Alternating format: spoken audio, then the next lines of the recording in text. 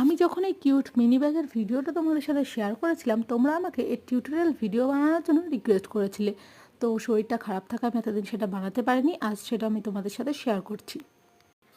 এখানে চওড়ায় আমি total 15.7 centimetre নিয়েছি এবং সেটাকে আবার 1.5 centimetre plus 6 centimetre plus 1.5 centimetre plus 6 centimetre এবং লাস্টে 0.7 সেন্টিমিটারে ভাগ করে নিয়েছি এবং লম্বায় নিয়ে নিয়েছি 8+1 সেন্টিমিটার।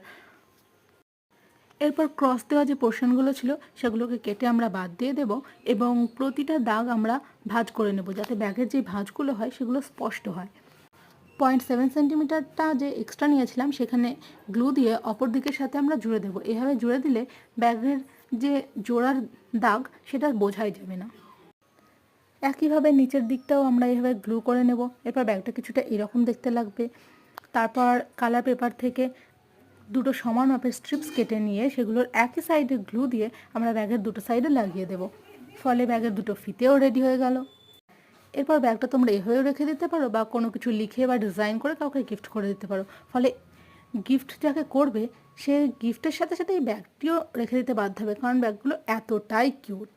তো ভিডিওটি তোমাদের কেমন লাগলো কমেন্টে অবশ্যই জানিও।